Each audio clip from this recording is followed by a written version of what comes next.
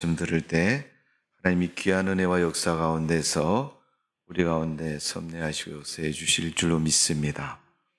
말씀 들을 때 여름 막힌 귀가 열려지고 병든 것이 치료되고 하나님의 은혜가 놀라운 삶의 변화로 기적으로 나타나는 역사가 있기를 주님의 이름으로 축원합니다.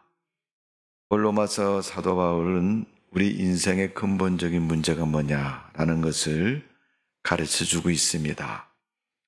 로마서는 로마교회 성도들에게 사도 바울이 서신을 통해서 말씀을 가르칩니다. 그러나 바울은 서신이지만 실질적으로 그들과 대면해서 말하는 것처럼 하나님의 진리의 말씀을 잘 전하고 있는 것을 볼 수 있습니다. 그래서 하나님 말씀은 지금도 읽을 때, 성경을 가까이 할 때 하나님의 놀라운 은혜를 많이 경험할 수가 있습니다.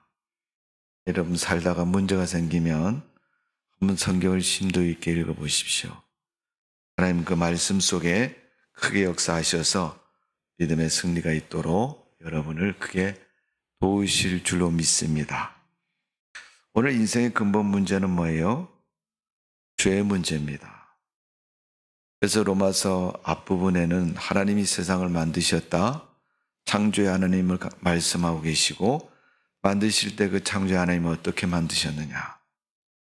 적어도 사람으로 말하면 기본적인 양심을 갖고 살아가도록 만드셨습니다.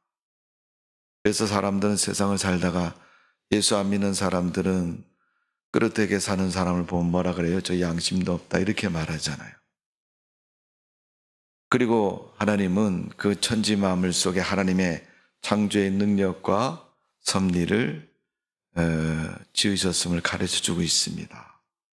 그런데 우리 인간이 죄를 범함으로 그 모든 하나님의 창조를 다 망가뜨렸습니다. 그래서 이제 망가진 세상을 고쳐야 됩니다. 회복되어져야 됩니다. 자, 우리 인간의 근본적인 문제는 망가졌다는 거예요. 그러니까 망가진 우리가 어떻게 다시 하나님이 만드신 선하고 좋은 그 모습으로 회복되어지느냐. 그것이 오늘 사도 바울이 로마서 6장에서 로마 교회 성도들 이방인들에게 가르치고 있는 핵심적인 주제이고 내용입니다. 여러분, 사람들은 인생을 살면서 대부분 자신의 문제를 가지고 살아갑니다. 문제 없는 사람이 누가 있습니까? 다 문제가 있습니다.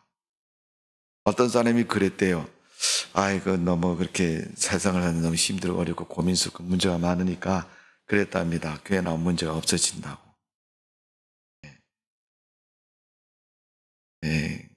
그래서 남편이 먼저 전도가 돼서 교회를 나왔습니다. 친구랑 이렇게 전도가 돼서. 근데 남편이 딱 1년 교회 나오고 죽었어요. 그러니까 부인이 어느 날 죽은 남편을 두고 마음속에 그런 생각이 들어요. 아니, 저 사람이 안 나가던 교회도 나가고 1년 이제 신앙생활 했는데, 아니 1년 살고 죽으니까 좀 마음에 원한 같은 게 생겼다는 거예요. 자기는 하나님을 믿지 않지만 하나님을 원망하게 됐다는 거예요. 하나님 살아계시면 우리 신랑이 좀 오래 살도록 살려두시지 왜 1년 딱 돼서 데려가셨습니까? 그런 생각이 들어서 화가 났습니다. 그래서 교회 나와서 하나님 앞에 하소연을 했다는 겁니다. 우리식으로 말하면 기도라고 말하기 좀 그건 기도가 아니라 하소연이겠죠. 하나님, 살아계신 하나님이 어찌해서 우리 신랑을 1년 만에 데려가셨습니까? 그래서 그 부인이 하나님 앞에 하소연을 하는데 눈물 흘리면서 하소연하니까 하나님이 그러시더래요. 내가 너희 신랑의 기도를 들어주었다. 그래서 물어본 거야. 하나님, 그럼 우리 신랑 1년만 살고 죽겠다고 기도했나요? 그랬더니 그게 아니고 너희 신랑이 교회 나올 때 나한테 뭐라 그러냐면 내가 교회 나가면 문제가 없어진다 그러니까 하나님, 내가 교회 나갈 테니까 인생의 문제 좀 해결해 주세요. 그랬다는 거예요. 그래서 인생의 문제가 뭔가 하나님이 자세히 봤더니 살아가는 게 힘이 들어서 그런 얘기를 한 거예요. 이 문제 해결하면 그 다음날 다른 문제 생기고 다른 문제 해결하면 또 다른 문제 생기고 이게 살아갈수록 점점 문제가 많이 생겨요. 그러니까 여러분 어쩌면 전도서나 잠언서에 보면 사람의 인생을 말할 때 네가 강건해서 연수가 길면 길수록 네게 남는 것은 뭐예요? 고통과 아픔만 남는다 그랬는지 모르겠어요. 하나님이 그 기도를 들어서 문제를 해결해 주셨다는 거예요. 아니 그러니까 부인이 화가 나서 아니 1년 만에 데려가는데 무슨 문제가 해결됐습니까? 그러니까 네, 하나님께서 그 부인에게 그러시더라는 거예요. 걱정하지 말아라. 내가 네 남편을 천국으로 데려왔는데 천국은 문제없는 동네야. 그러니까 네 신랑이 이제 문제 해결받고 편안하게 영생복락을 누리니까 걱정하지 말아라. 그렇게 말씀하시더라는 거예요. 사실 인생을 우리가 땅 위에 사는 동안은 문제가 없을 수가 없습니다. 늘 문제 속에 살아갑니다. 그게 보이는 문제이든 안 보이는 문제이든 그것을 어떻게 감당할 수 있는 문제이든 감당할 수 없는 문제이든 우리는 문제 속에 살아갑니다. 그런 우리 인생의 문제를 성경은 가르쳐주고 있는데 그 문제가 뭐예요? 사망에 관한 문제죠. 죄의 결과는 사망이고 사망에 관한 문제입니다. 그러니까 죄에 대한 문제가 해결되면 사망에 대한 문제가 해결함을 받습니다. 오늘 영적인 깊은 부분까지 자리 잡은 사람의 인생의 문제가 근본적인 문제이고 그 근본적인 인생의 문제가 무엇입니까? 바로 죄라는 것입니다. 하나님은 그래서 성경에 죄의 문제를 해결하는 방법을 가르쳐 주셨습니다. 그게 뭐예요? 회개하는 거죠. 회개. 그러니까 세례 요한이 하나님의 사역을 시작하면서 외친 말이 뭐예요? 회개하라 천국이 가까웠느니라. 요한만 그런 것이 아니고 예수님이 세례 요한한테 세례를 받고 요단강에서 올라오셔서 세상을 향해서 외친 첫 번째 복음이 뭐예요? 마태복음 4장에 보니까 회개하라 천국이 가까웠다. 우리 사람의 인생에 가장 해결받아야 할 근본적인 문제, 첫 번째 문제는 죄의 문제입니다. 오늘 로마서 6장에서는 그 죄에 대한 문제를 다루고 있고 그 죄의 문제를 우리가 어떻게 해결할 수 있는가를 명확히 가르쳐주고 있습니다. 죄라고 하면 잘못을 의미하지만 잘못만이 죄가 아닙니다. 잘못 안 해도 죄인입니다. 왜 죄인입니까? 우리는 죄를 가지고 태어나기 때문에. 그걸 우리가 신앙적인 용어로 말하자 원죄다 이렇게 표현하죠. 네. 조금 비유로 하면 비유가 맞을지 모르겠어요. 우리 아버님이 최시면 아들도 최아무개로 이름을 짓는 것처럼 우리 인간은 죄의 꼬리가 부모로부터 자녀에게까지 계속 따라다니는 겁니다. 그게 바로 원죄이고 태어나면서 우리 인간의 상태는 죄인의 상태입니다. 그래도 죄는 죄인 것이고 죄는 우리가 해결받아야 됩니다. 잘못된 것은 깨달음이 있어서 내가 그때 그렇게 했으니까 잘못했다. 이렇게 자기 행위를 돌이켜서 인정을 하고 회개를 하지만 이 원죄의 문제는 타고난 문제이기 때문에 나는 죄를 안 지었는데 이렇게 말하지 나는 죄인입니다. 이렇게 말하지 않습니다. 정말 하나님의 은혜를 받고 은혜 속 깊이 들어가면 내가 죄인이구나 하는 것을 인정하고 회개를 합니다. 그렇기 때문에 그리스도의 은혜가 없이는 우리가 용서를 받을 수가 없는 것입니다. 자, 오늘 우리가 로마서 6장을 읽었는데 오늘 보면 읽지 않은 부분에 밑에 부분에 가면 로마서 6장 22절, 23절이 있어요. 한번 다 같이 한번 읽어볼까요? 22절, 23절 로마서 6장 시작. 그러나 이제는 너희가 죄로부터 해방되고 하나님께 종이 되어 거룩함에 이르는 열매를 맺었으니 그 마지막은 영생이라. 죄의 삭은 사망이요 하나님의 은사는 그리스도 예수 우리 주 안에 있는 영생이라. 아멘. 거기 하나님은 영생을 주신다. 생명을 주신다는 거죠.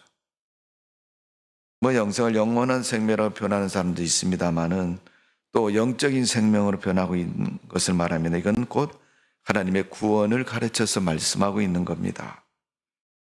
여러분, 죄는 피하거나 묵인한다고 해서 없어지고 해결되는 게 아닙니다.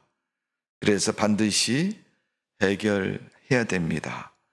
그것은 바로 예수 그리스도가 그 키를 붙잡고 있고 그리스도가 용서해 주시면 용서가 되는 것입니다. 그래서 우리가 로마서 6장 23절 24절을 읽었지 않습니까? 우리 주 예수 그리스도로 말미암아 우리에게 어떻게 해요? 네, 영생을 맺는다. 영생을 소유하게 되고 영생을 갖게 된다는 겁니다. 그래서 인생의 근본 문제는 우리 사람이 존재하는 의미와 같이 우리 인생의 근본 문제는 의식주 문제라는 것이 문제가 아니라 죄의 문제를 해결하는 것이 문제인 것을 우리가 알아야 됩니다. 사람들은 너 뭐 문제 있냐 그러면 먹고 사는 문제가 대부분 다 이유죠. 요새 돈을 못 벌어서 요새 먹고 사는 문제가 큰 문제야. 저는 요즘 참 새삼스럽게 느낍니다. 우리나라가 참 부자다. 왜 그렇게 느끼냐면 지금 우리가 코로나19라는 비대면 부자유스러운 세상을 지금 2년차 살았습니다. 어쩌면 이제 신년도가 되면 3년차로 접어드는 것 되겠죠. 그래도 우리가 지금 잘 먹고 살고 있고 굶어 죽는 사람 하나도 없는 걸 보면 그래도 우리나라가 의식주 문제는 어느 정도 잘 해결이 되고 있다는 것을 말해주고 있지 않습니까? 그러니까 지금 의식주 문제는 근본적인 문제가 아니에요. 우리 사람들이 세상을 살면서 근본적인 문제가 뭔지를 잘 모를 때가 있습니다만은 성경 그것을 명확히 지적하는 죄의 문제라고. 잘못되는 것도 그릇되는 것도 다 어디서부터 출발해요? 죄에서부터 출발하는 거예요. 우리 인간의 역사는 에덴 동산에서부터 출발했고 에덴 동산에서부터 뭐 문제를 갖고 있어요? 죄의 문제를 거기서부터 갖고 있는 겁니다. 그 문제가 우리 인생에서 가장 근본적인 큰 문제인 것을 가르쳐주고 있고 우리가 그 문제를 해결하고 하나님의 은혜 속에 살기를 주님은 원하고 계시는 겁니다. 대부분 많은 사람들은 지식과 또 정치적인 권력과 힘, 가지고 있는 사상으로 자신의 그 인간의 근본 문제를 해결하려고 합니다. 그러나 해결하지 못하기 때문에 우리 사람들은 낙심도 하고 실망도 하고 포기도 해버립니다. 때로는 환경과 물질 탓하기도 하고 또 그런 것들에 여유가 있는 사람은 그 문제를 가지고 해결하려고 합니다. 제가 어느 날 지나가는 말 얘기로 하나 좀 들은 얘기가 있는데 어떤 사람이 프라이드라는 차를 몰고 가는데 신호를 기다리는데 어떤 차가 뒤에서 탕 받았어요. 꽝 소리 얼마나 놀랐겠어요. 비는 부슬부슬 내리는 저녁 시간인데 꽝 받았어요. 그 사람이 놀라서 차를 세우고 비상라이트를 켜고 차에서 내렸습니다. 그랬더니 뒤에 받은 사람이 딱 또 문을 열고 내리는 거예요. 그래가지고 그렇게 보니까 여자분이 차에서 딱 내리는 거예요. 내려서 죄송합니다. 제가 조금 실수를 한 것 같으네요. 차 고칠 비용을 드릴게요. 그러면서 주머니에서 수표를 꺼내가지고 10장을 줬다는 거예요. 그 집에 와서 자세히 보니까 그 수표 한 장이 100만 원짜리입니다. 자기 차 뒤에 조금 이렇게 탁 받았는데 차 부딪힐 소리가 큰 거예요. 여러분 얼마나 합니까? 그런데 놀래가지고 나 얼떨결에 그 충격에 깜짝 놀라서 내려서 보니까 자기 차를 탁 받은 거죠. 그래서 대강 보니까 수리비가 그렇게 많이 들어가지 않은데 아무도 주는 돈을 받아가지고 씌워보니까 1,000만 원을 받은 거예요. 그 사람이 그걸 갖고 새 차를 샀다고 얘기를 합니다만은 어쨌든 그 사람은 자기가 범한 그 교통사고를 어떻게 해요? 돈으로 해결한 거죠. 그리고 아울러서 뭐예요? 그 여인은 술을 조금 먹었기 때문에 자기 음주운전에 대한 그런 것도 그 문제를 그렇게 해결함으로 해결한 겁니다. 사람이 인생을 살다 보면요, 그런 문제들을 많이 겪을 때도 있고 그런 문제들 당할 때도 있습니다. 그럴 때 그 문제를 돈 있는 사람 뭐예요? 돈으로 해결하려고 그러잖아요. 권력 있는 사람은요, 교통사고 내면 조사하는 과정에서 저 사람이 잘못했다고 팍팍 우기기도 하고요.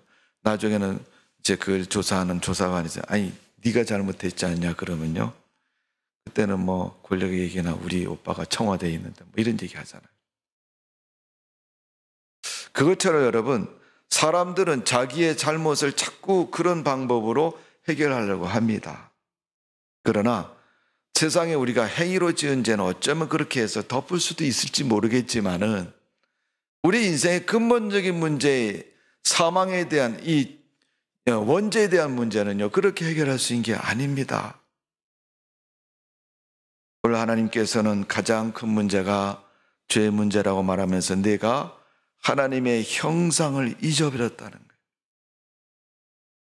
아담이 죄를 범하고부터 그때부터 하나님과의 형상이 깨어지기 시작했고 또 관계가 파괴되었습니다. 그럴 때마다 하나님 옆에 무릎을 꿇고 하나님, 주님께서 긍휼을 베푸시고 제가 지은 죄를 회개합니다. 어느 날 예수님 복음을 전할 때 사람들이 잘못한 죄인을 붙잡고 와서 예수님 앞에 앉혀놓고 예수님께 묻습니다. 이 사람이 아주 나쁜 짓을 했다고. 그러니까 예수님께서 그들의 말을 다 들으시고 하시는 말씀이 너희 행위로 지은 죄를 잘못한 자를 징계하는 그를 두려워하지 말고 너희 영혼을 멸하는 그분에 대해서 두려움을 가지고 살아가기를 권면하고 계셨습니다. 눈으로 보이는 잘못 여러분 누구든지 할 수 있고 많이 할 수도 있습니다. 그러나 눈으로 보이지 않은 영적인 잘못과 죄악에 대해서 우리가 얼마나 기억하고 생각하고 살아가는가를 우리가 생각해 보아야 할 것입니다. 성도 여러분, 오늘 우리가 영적인 문제를 생각한다는 것은 우리 믿음의 문제를 생각하는 거죠. 내가 믿음이 완전해지고 온전해지고 믿음이 바로 서면 우리의 육신의 문제는 다 해결받을 수 있을 줄로 믿습니다. 그래서 우리가 영적인 문제에서 먼저 바른 모습으로 체험을 입어야 된다는 것을 기억하시고 잃어버린 하나님의 형상을 회복하는 그런 근본적인 죄의 문제가 해결되는 인생이 되시기를 주님의 이름으로 축복을 드립니다. 이 근본적인 문제가 해결되면 우리 인생은 첫 번째로 죄에서 해방이 되는 겁니다. 죄의 굴레에서 벗어난다는 얘기입니다. 굴레라는 것은 범하기 싫어도 그 바운드가 정해져 있어서 움직이면 움직일수록 그 바운드를 벗어나지 못하고 거기서 뱅뱅 도는 걸 말하는 거예요. 죄가 죄인 줄 모르는 불신의 죄, 또 사망의 죄를 우리가 해결하지 않고선 죄의 굴레에서 벗어날 수가 없습니다. 내가 행위로 지은 죄도 여러분 잘못하고 했다고 인정하고 시인하고 다시는 그렇게 하지 않겠다고 다짐을 하고 살아가야 그 죄에서 우리가 벗어날 수 있는 겁니다. 그런데 우리 영적인 영혼의 문제인 죄에 대한 문제, 원죄에 대한 문제는 그리스도의 은혜와 사랑이 없이는 해방될 수 없기 때문에 우리가 주님을 믿어야 해결되는 겁니다. 그래서 우리 인생은 문제 해결을 믿음에서부터 출발해야 돼요. 내가 어디서부터 잘못했나? 거기서부터 출발하는 게 아니고 믿음에서부터 출발해야 돼요. 그래야지 복된 인생이 되고 참된 삶이 된다는 것을 우린 꼭 기억해야 됩니다. 우리 인생 근본적인 문제 해결은 정치적인 배움이나 또 소유에 관한 부를 축적한다고 해서 죄를 해방하고 해결하고 해방될 수가 있는 것이 아닙니다.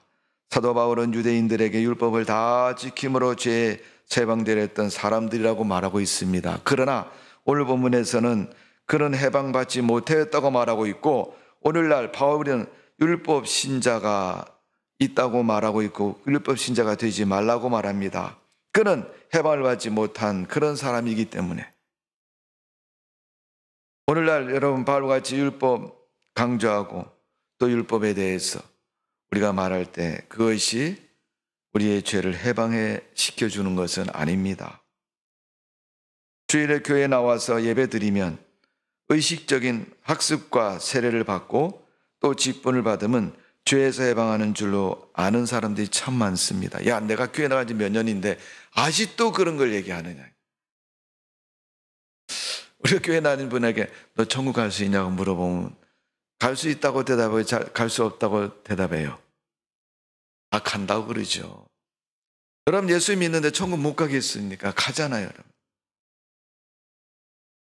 너희가 그 은혜로 말미암아 믿음으로 구원을 얻었나니. 그럼 한번 역으로 질문해봐요. 은혜로 믿음으로 구원을 얻었다. 그 은혜로 말미암아. 그럼 네가 받은 은혜는 뭐냐고 물으면 뭐라고 대답하시래요? 네, 대부분 그 질문 앞에는 행위적인 것들을 많이 얘기합니다. 여러분, 행위적인 것은 믿음 2차적인 부분에서 일어나는 일들을 가려서 말씀하고 있는 거겠죠. 자, 죄의 권리도 마찬가지입니다. 내가 믿음을 가지고 예수 그리스도를 믿으니까 하나님이 그 죄에서 면제시켜 주시고 해방을 시켜 주신 거예요. 내가 직분을 받고 내가 교회를 나가서 몇 년 동안 갔는데 그런 이력서를 가지고 우리가 죄의 굴레에서 해방됐다고 말할 수 없습니다. 교회를 평생 다녀도 여러분 죄의 문제를 해결하지 않으면 천국 갈 수 없는 겁니다.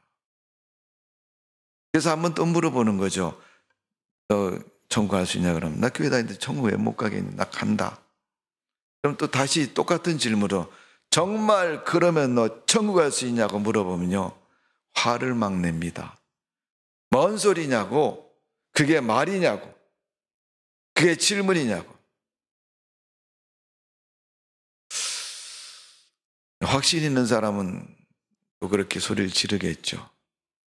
확신이 없어도 내가 교회 다니는 이력서가 있는데 왜 천국을 못 가냐고 그런 불확실한 이력 가운데서 자신을 말할 때가 참 많습니다. 원래 이런 바울은 율법 신자 또 교회 오래 다닌 교회의 그러한 이력서를 가진 것을 가지고 죄에서 해방한다고 말하지 않습니다. 죄에서 해방은 그리스도 때문에 그리스도의 은혜로 말미암아 되어진다는 것을 분명히 말하고 있습니다. 성도 여러분, 예수 그리스도를 반드시 분명히 믿으시죠? 그래야하면 여러분 지금 죄에서 해방된 것입니다.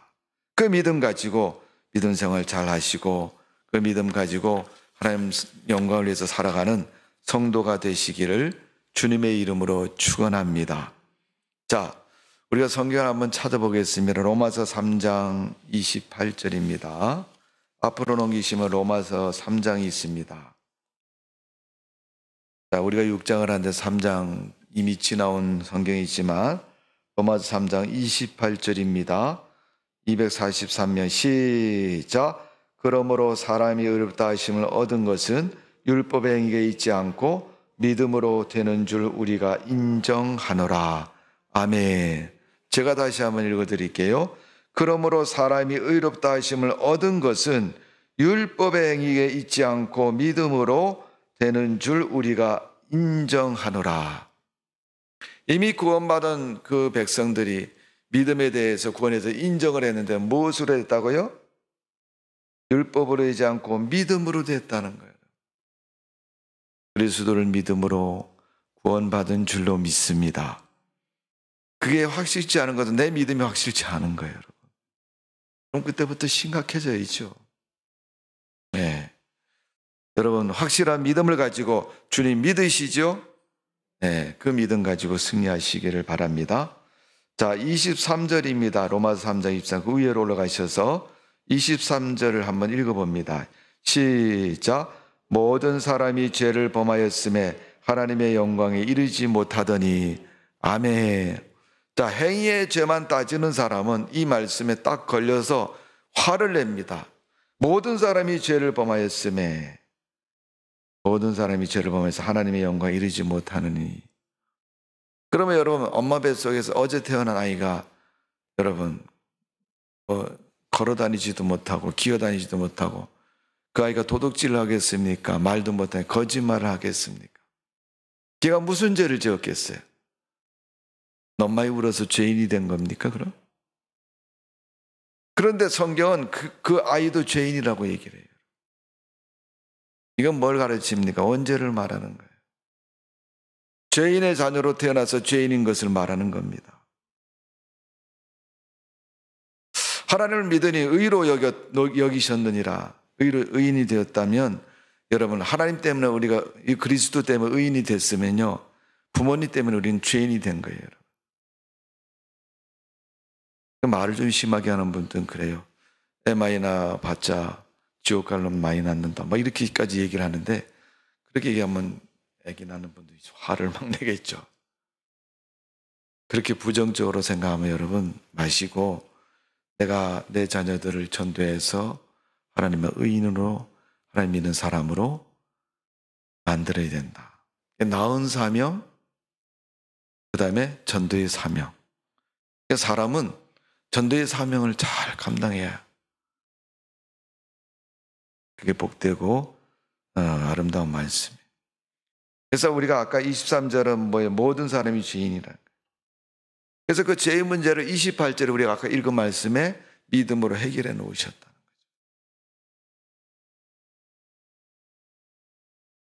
죄에 대한 문제를 한 번 더 제가 한 구절 말씀을 드릴까요? 요한복음 16장 9절 한번 찾아봅니다. 우리가 로마서이니까 앞에 사도행전이 있고 그 다음에 그 앞에가 요한복음입니다. 요한복음 16장 9절 175페이지입니다. 신약성경 175페이지 요한복음 16장 9절입니다. 우리 함께 같이 읽어봅니다. 시작. 죄에 대하여라 하면 그들이 나를 믿지 아니하며. 아멘. 자, 거기 예수님 분명히 말씀해 죄에 대하여라 하면 그들이 나를 믿지 아니하며. 그들이 나를 예수를 믿지 않는, 나를 믿지 않는 예수님이 하신 말씀이고 예수를 믿지 않는다는 거예요. 자, 예수를 안 믿는 것이 죄인가요? 죄가 아닌가요? 죄라고 얘기하잖아요. 오늘 여러분, 우리 인생의 근본적인 문제는 죄의 문제, 죄의 굴레에서 분명히 해결을 받는 성도의 삶이 되시기를 주님의 이름으로 축복을 드립니다. 네, 이 근본 문제 첫 번째 죄의 문제.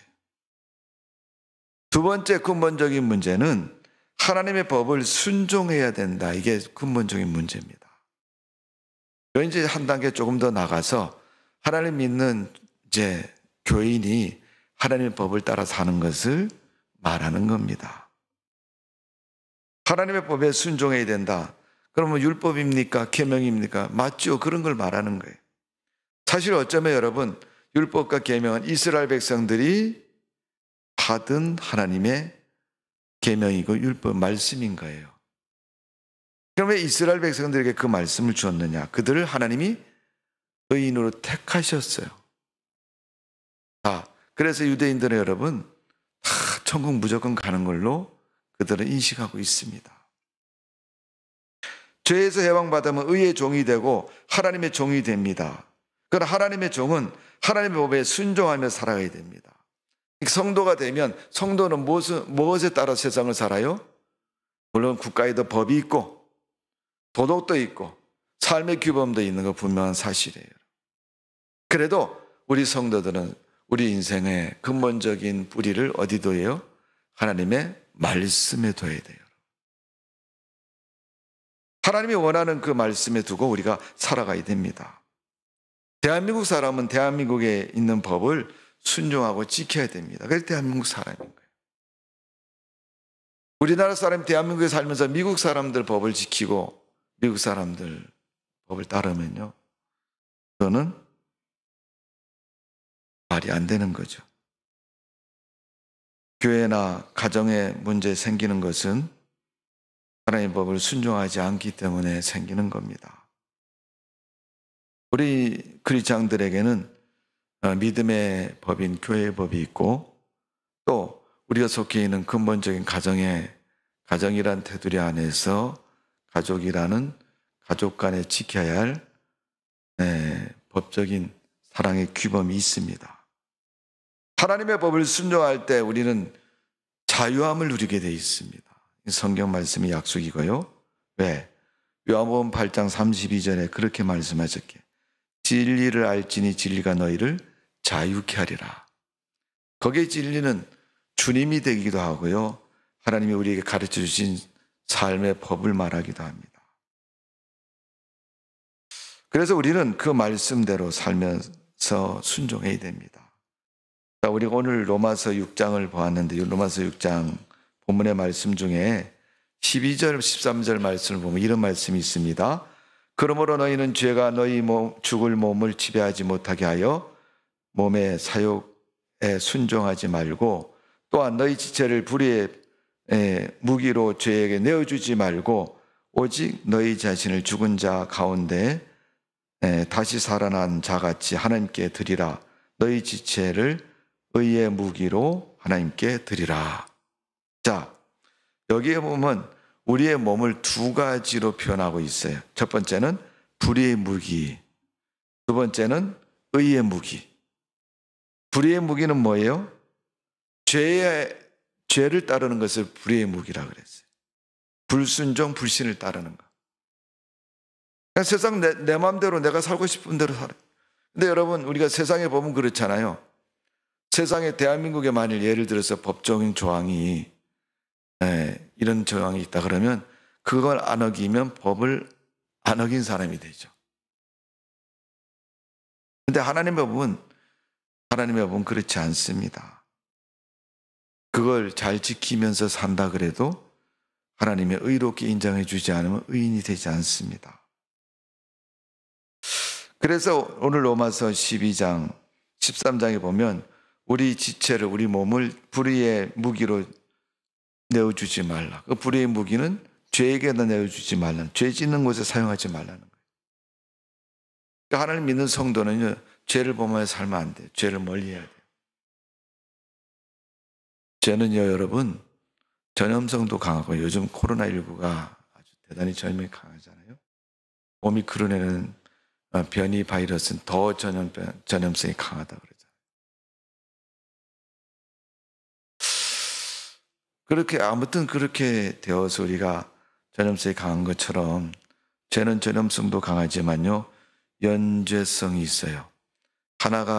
죄를 하나를 범하면요, 다음에 두 번, 세 번, 네 번째, 다섯 번째 죄는요, 더 쉽게 범한다는 거예요. 이게 연쇄성입니다.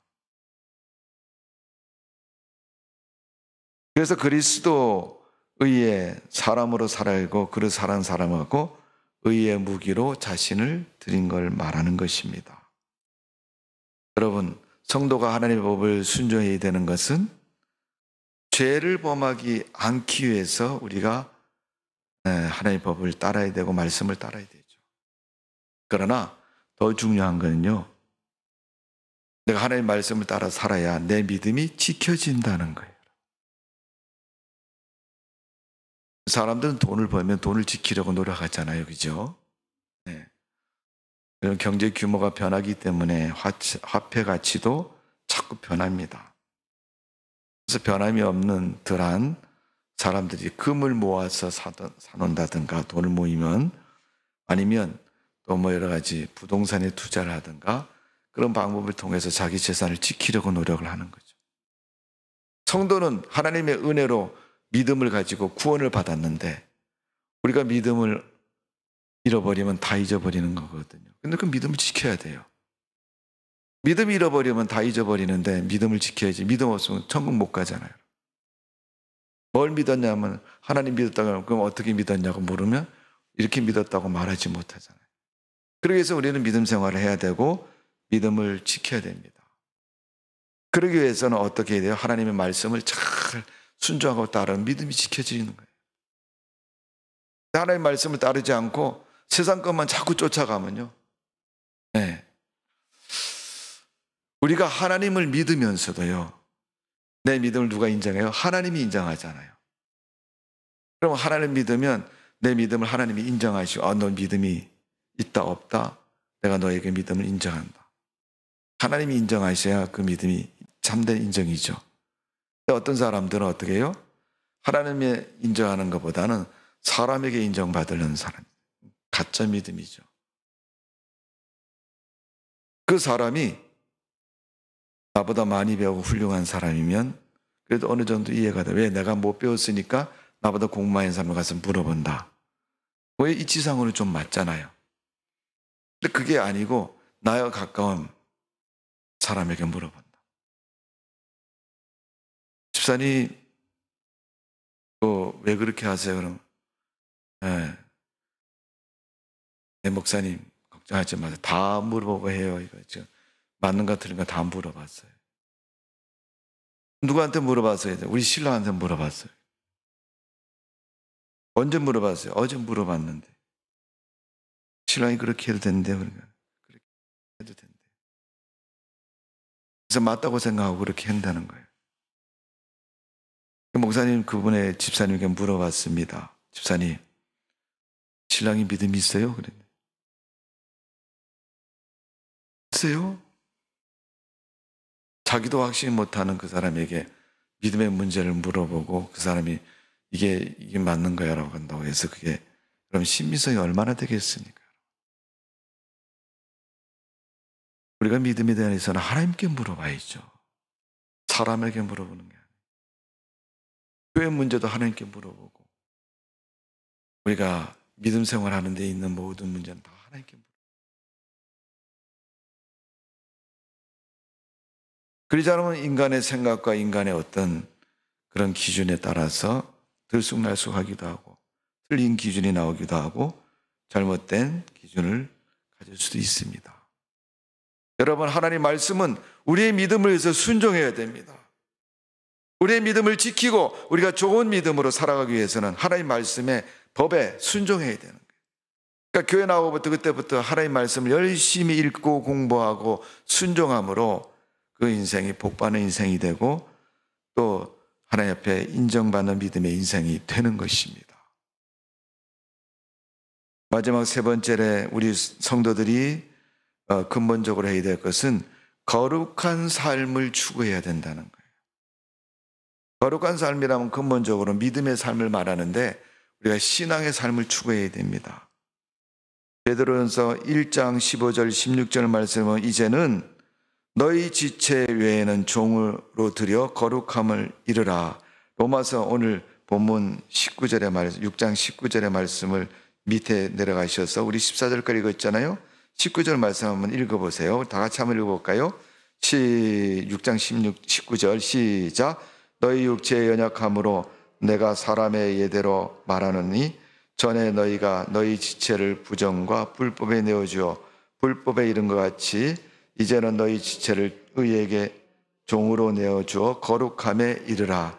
아멘. 우리가 거의 13절 읽을 때 보면 불의의 무기, 의의 무기로 우리의 육체를 사용하라 그랬거든요. 19절에 내려가니까 사람의 예대로 불법과 부정에 내어주지 말라. 불신에 내어주지 말라. 신앙 없는 것에 너희 몸을 사용하지 말라는 겁니다. 그래서 19절에 보면 너희 몸을 의의 종에, 의의 종은 누구예요? 예수님께, 하나님께 믿음을 위해서 너희가 사용하라는 겁니다. 베드로전서 1장 15절 16절 말씀을 보면 오직 너희를 부르신 거룩한 자처럼 너희도 모든 행실에 거룩한 자가 되어 기록되었으되 내가 거룩하니 너희도 거룩할지어다 하셨느니라. 하나님이 거룩한데 우리도 거룩하게 살아야죠. 레위기에 보면요, 레위기는 제사 제도가 나와 있잖아요. 거기서 제사장들에게 하나님이 하신 말씀이 내가 거룩하니 너희도 거룩해라. 하나님의 직무를 맡은 제사장이 죄를 범하고 속죄제를 안 들고 지성소에 들어가잖아요. 그럼 바로 죽어요, 여러분. 제사장은요, 그 치마처럼 옷을 입었는데 그 겉옷 예보이시라 그러는데 거기에 뭐가 있냐면 돌아가면서 방울이 달려 있습니다. 지성소는 아무도 못 들어가요. 방울이 달린 옷을 입고 제사장이 들어가서 직무를 수행해요. 이런 쉬운 자에다 피를 뿌리고 바르고 하잖아요, 여러분. 그 하루 지성소에 들어가면요, 움직일 때마다 딸랑딸랑 방울 소리가 나요. 방울 소리가 안 나면 한참 기다리거든요. 그래도 또 안 나면 더 기다렸다가 나중에 제사장의 발에 묶고 들어간 끈을 땡깁니다. 그러면 끌려 나와요. 끈에 의해서 제사장이. 그러니까 여러분, 하나님이 그걸 강조하시면서 거룩함을 강조하셨어요. 너희가 거룩하지 않으면 하나님 앞에 설 수도 없고 나올 수도 없고 들어갈 수도 없는 거예요. 천국이 여러분 안 믿는 사람이 갈 수 있습니까? 절대 못 갑니다. 0.01%도 못 가요. 그러니까 여러분, 베드로전서에 그렇게 힘줘서 말하지 않습니까? 고린도서 7장 23절에 보면 너희는 값으로 산 것이니 사람의 종이 되지 말라, 그렇게 말씀하셨어요. 로마서 6장 15절 말씀은 그런지 어찌하려 우리가 법 아래 있지 아니하고 은혜 아래 있으니 죄를 지으리오 그럴 수 없느니라. 은혜 속에 사는 사람이, 하나님 믿는 사람이 죄를 범하면 안 되는 거예요. 그래서 적어도 아는 죄는 범하지 말아야 되고, 죄라고 인식되고 알아지는 것은 범하지 말아야 죄의 종이 되지 않는 겁니다. 우리가 하나님의 법을 지키고 하나님의 종으로 살아갈 때 하나님은 그 생활을 거룩한 삶이라고 말하고 있고 인정해 주시는 겁니다. 하나님의 자녀는 하나님 자녀답게 인생을 살아야 되고 그렇게 살아야 할 책임이 우리에게 있는 것입니다. 성도는 늘 세상을 살면서 내가 지금 거룩하게 살고 있느냐, 내가 하나님의 뜻대로 거룩한 모습으로 살고 있는가를 날마다 기억하고 생각해보고 우리가 하나님의 뜻에 순종하는 마음으로, 믿음으로 살아가는 성도가 되어져야 될 줄로 믿습니다. 오늘 여러분, 근본적인 문제를 말씀을 드렸어요. 여러분 다 알고 있는 말씀이지만 다시 한번 제가 강조해서 말씀을 드렸죠. 성경 구절을 찾으면서 죄의 문제이고 죄의 굴레에서 해방된 삶을 살아야 되고 하나님의 말씀을 지키면서 거룩한 삶을 살아가야 되는 것이 우리 성도들의 삶인 것입니다. 세상은 여러분 옛날부터 지금까지 계속 문제가 있습니다. 문제에 따라서 이리저리 흔들리기도 하고 얼려다기도 하고 넘어지기도 하고 고통 속에 있을 수도 있습니다. 그렇다 할지라도 오늘 우리는 주님 안에서 그런 복된 삶이 되어지기를 주님의 이름으로 축원합니다. 기도하겠습니다. 아버지 하나님, 죄가 무서운 줄 알지만 그렇게 무서운 줄을 몰랐습니다. 마가복음을 보니까 죄범한 사람 불못에 들어간다고 말했습니다. 구더기도 죽지 않고 불도 꺼지지 않고 사망이 아닌 생명이 아닌 사망의 그 지옥 멸망에 들어가지 않도록 믿음으로 살게 해주시고 은혜로 살 수 있도록 도와주옵소서. 믿는다고 하니까 입으로 그냥 몇 마디 고백하고 믿는다고 인정하고 싶지만은 오늘 말씀해 보니까 근본적인 문제가 죄의 문제를 해결하고 죄의 굴레에서 벗어나서 하나님의 법을 순종하고 하나님의 거룩한 삶을 추구하는 삶이 우리가 죄에서 벗어난 성도들의 삶이라는 것을 다시 한번 바울을 통해서 배우게 되고 하나님의 말씀 속에서 배웠습니다. 이제부터는 교회 생활과 우리의 믿음의 생활에서 거룩함을 추구하는 성도의 믿음 될 수 있도록 은혜를 베풀어 주옵소서. 감추고 싶은 마음, 범하고 싶은 마음, 거절하고 싶은 우리의 불신앙의 문제를 뛰어넘는 성도의 믿음과 삶이 되게 하여 주옵소서. 예수님의 이름으로 기도하옵나이다. 아멘.